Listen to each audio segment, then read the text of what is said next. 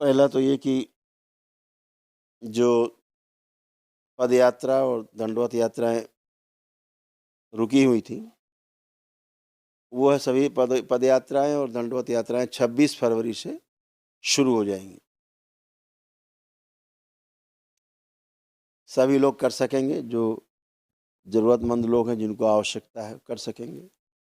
दरबार ने सुविधा प्रदान की है कि जो असहाय लोग हैं, नहीं कर सकते, उनके पास कुछ नहीं, इस प्रकार करके अपना दरबार से आस्था, विश्वास, श्रद्धा के दम पर जो एक दिवसीय पुण्य है, वो प्राप्त कर सकते हैं। लेकिन इसमें केवल 3 लोग ही रख पाएँगे, जो पदयात्रा या दंडवत यात्रा से एक दिवसीय पुण्य मिलेगा। वो उसमें सिर्फ़ आप 3 लोग ही रह पाएँगे, क्योंकि ऊर्जा 3 लोगों के लिए रहती है, असाध्य लोगों के लिए होती है। तो 3 लोग ही रख सकते हैं। 3 लोगों के लिए जो महाहवन होता है, उनमें भी 3 लोगों को ही मिलता है पुण्य। तो इसमें दंडवत यात्रा पे या पद यात्रा करके आए लोगों को एक दिवसीय हवन ये हवन के पुण्य के साथ-साथ इसको एक दिवसीय महाहवन के पुण्य भी प्राप्त होते हैं। तो इसलिए सभी लोग 3 लोग ही रख पाएँगे, पहली बात। ज़्यादा रखते हैं, कोई दीक्षा नहीं लेता, कोई संकल्प नहीं लेता, तो फिर समस्या होती है, लोगों के रोग कष्ट आप में खींचते हैं जो दीक्षा ले चुके होते हैं। तो ये ध्यान रहे कि इसमें दीक्षा लेना तत्काल अनिवार्य है। जैसे ही पहली पूर्णिमा आए, दीक्षा लेना अनिवार्य है, पहली अमावस्या आए तो अमावस्या करना अनिवार्य है, अन्यथा हवन के पुण्य क्षीण होंगे, फिर कोई फ़ायदा नहीं होगा उसका, इसलिए ध्यान रखेंगे। बाकी जो वन डे करके जो दरबार में आते हैं, वन डे करते हैं, जैसे आप लोग बैठे हैं दरबार में, आपने वन डे किया है, आप दरबार में धन खर्च करके ब्राह्मण देवता आपको वन डे कराते हैं। उसके बाद जो भी संकल्प, प्रार्थना या आगे की प्रक्रिया है, जैसे करते हैं, वो सारी प्रक्रिया अवश्य करनी है। जैसे रुद्राभिषेक है, महामृत्युंजय का हवन है, घर में एक सिद्ध हवन करना, वो सारा जैसे वन डे के लोग करते हैं, वो ऐसे ही पुण्य प्राप्त होने के पश्चात आपको करना है। इस बात का विशेष ध्यान रखें, ताकि पुण्य आपके सक्रिय रहें और आपने जिस उद्देश्य के लिए ये किया है पद यात्रा और दंडवत यात्रा, वो फलित रहे आपके साथ। इस बात का विशेष ध्यान रखेंगे। तो 26 फरवरी को जो पद यात्रा है, 2 स्थानों से ही होगी, बाकी किसी स्थान से मान्य नहीं होगी। एक श्री काशी विश्वनाथ धाम से, वाराणसी से, काशी से होगी। भगवान काशी विश्वनाथ का जलाभिषेक करके, रुद्राभिषेक जो भी आप कर सकें वहाँ करके, जो आपकी क्षमता हो। और माता अन्नपूर्णा का स्थान है वहाँ पर, शक्तिपीठ है अंदर ही, शक्तिपीठ के दर्शन करके, माँ के दर्शन करके, और वहाँ से अपना जल लेकर के गंगा जी से स्नान करके और श्री करोली शंकर महादेव धाम कानपुर के लिए प्रस्थान करेंगे।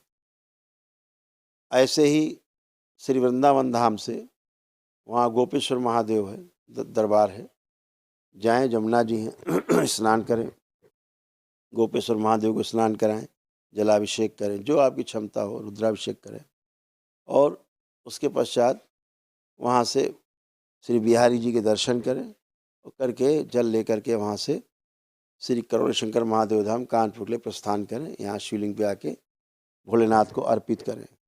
तो इस तरह से आपको एक दिवसीय पुण्य की प्राप्ति होती है और तमाम दरबार की मान्यता है, यहाँ की आस्था, विश्वास, श्रद्धा है कि आपके तमाम रोग कष्ट जाते हैं, कष्ट जाते हैं।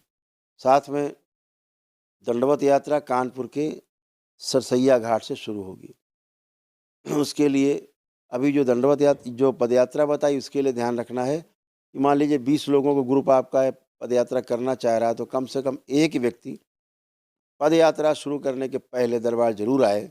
दरबार आकर के यहाँ से झंडे हैं, बैनर है, जो भी यहाँ सामग्री है वो यहाँ से अवश्य ले और अर्जी बंधन करें यहाँ पर। और जितने लोग यात्रा करना चाहते हैं, उनका अपना बंधन वगैरह ले करके वहाँ से ज़रूर आए। ठीक है ना? तो इस बात का विशेष ध्यान रखना है कि यहाँ पर अर्जी बंधन करके तभी पदयात्रा शुरू करें। इसी प्रकार से दंडवत यात्रा जो लोग करेंगे, वो लोग दरबार में आकर के, पहले दरबार आकर के, जैसे 26 की दंडवत यात्रा शुरू हो रही कानपुर के सरसैया घाट से, तो वो 4 दिन की पदयात्रा कम से कम होगी संभवतः। तो दरबार ने जगह-जगह व्यवस्था कर रखी है रुकने की और भोजन की, रास्ते में सभी प्रकार के कार्यक्रम। चिकित्सा की, रास्ते में एम्बुलेंस की सब व्यवस्था दरबार करके रखी है।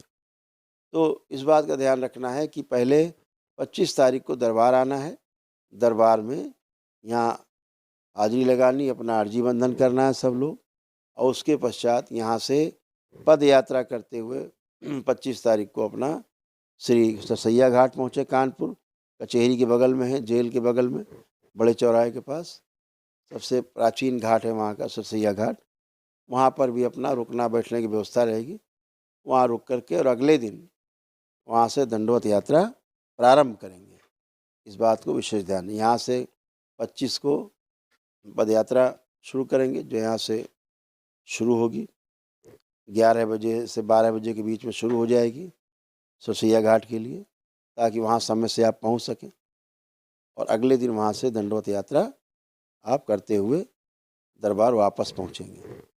4 दिन की यात्रा होती है। तो ये आपको सूचना देनी थी, इसको अपने हिसाब से आप अपनी सुविधा अनुसार करेंगे। दूसरा एक सूचना दी गई थी 11 मार्च की जो तपस यात्रा थी, जो पद यात्रा हमारे द्वारा दरबार द्वारा होनी थी कानपुर से, करौली धाम से और श्री काशी विश्वनाथ धाम के लिए, वो सूचना आपको दे दी गई कि वो लोकसभा चुनाव को दृष्टिगत रखते हुए और उसको स्थगित किया गया है, ताकि कोई ऐसी कोई घटना ना हो जो किसी प्रकार के लॉ एंड ऑर्डर में समस्या बने। तो इसलिए दरबार ने उसको स्थगित किया है। चुनाव के बाद इस यात्रा को समय देख करके और उसको शुरू किया जाएगा। इस बात को भी नोट रखेंगे कि वो यात्रा निरस्त। तीसरी एक सूचना दी गई थी कि दरबार के तमाम दीक्षित भक्त हैं जो दीक्षा ले चुके हैं दरबार से, सारी प्रक्रिया पूर्ण करके 9 हवन की प्रक्रिया कर रखी है उन्होंने। तो 9 हवन की प्रक्रिया करके और उनको ऐसा महसूस होता है कि उन्हें एक दिवसीय अनुष्ठान की आवश्यकता है।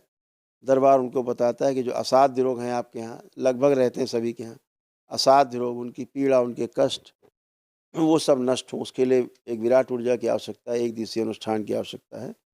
तो बहुत लोग धनाभाव के कारण नहीं कर पाते हैं। तो दरबार ने उनको भी एक विशेष रूप से व्यवस्था की है कि उनको 15 जून तक, अब से लेके 15 जून तक, यानी कल भी शुरू कर सकते हैं। 15 जून तक इस तरह से ये व्यवस्था खुली रहेगी। जो लोग 14 फरवरी के पहले के दीक्षित भक्त हैं, बाबा के जन्मदिन के पहले के दीक्षित भक्त हैं, वो यहाँ पर सब कंप्यूटराइज्ड है, पूरा लिखा पढ़ी में रहता है ये सब। तो आप दीक्षित हैं तो दरबार में आपको 61,000 रुपये की छूट मिलती है, और आप उसके बाद अपना वन डे अपना कर सकते हैं। ये दरबार के उन भक्तों के लिए, दरबार के दीक्षित भक्त, ये दीक्षित भक्तों के लिए खुला है, बाकी किसी के लिए नहीं है। सब लिस्टेड है दरबार में, कौन दीक्षित है तो उनके लिए है, तो वो कर सकते हैं। तो ये सब आपके लिए सूचना है। बाकी